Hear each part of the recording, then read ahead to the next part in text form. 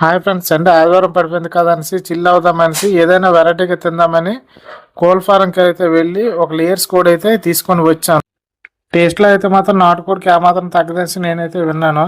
ఈ కోడ్ శుభ్రంగా చేయించేసి చిన్నగా ముక్కలు కట్ చేయించుకొని చూసారా ముక్కలు ఏ విధంగా ఉన్నాయో, సేమ్ నాటుకోడి ముక్కలాగా అయితే ఉన్నాయి.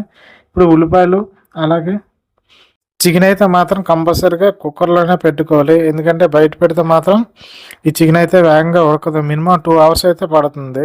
ఇప్పట్లాగే ఉల్లిపాయ, పచ్చిమిర్చి, కరివేపాకు వేసుకొని మా స్టైల్లో కొంచెం పసుపు అలాగే కొత్తిమీర వేసి చికెన్ వేసుకొని చికెన్ అనేది బాగా ఆయిల్లో ఫ్రై అయ్యేటట్టు చూసుకొని మూత పెట్టి కాసేపు అయ్యాక ధనియాల పౌడరు, చికెన్ మసాలా, కారం, తగినంత ఉప్పు గట్ట వేసుకొని మూత పెట్టుకొని బాగా మగ్గించుకొని ఇప్పుడు మూత తీసి శుభ్రంగా కలుపుకొని టమాటా పళ్ళు అలా పెట్టుకొని బాగా 10 విజిల్లు వచ్చేటట్టు చూసుకోవాలి. ఇలాంటివి ఎప్పుడైనా మీరు ట్రై చేశారు? మేమైతే బ్యాచిలర్గా ఉన్నప్పుడు అయితే మాత్రం ట్రై చేసాము. మీరు ఎప్పుడైనా ఇలాంటి ప్రయత్నించినట్టయితే కింద కామెంట్ సెక్షన్లో తెలియచేయండి. నేను చూస్తున్నారా, వచ్చినప్పటికైతే ఇంట్లో వాళ్ళైతే సగం లేపిస్తారు.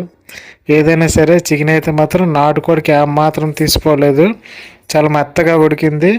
అలాగే నోట్లో వేస్తే కరిగిపోయేటట్టు అయితే మాత్రం ఉంది. వీడియో ఎలా అనిపించింది? లైక్ చేయండి, షేర్ చేయండి, సబ్స్క్రైబ్ చేయండి.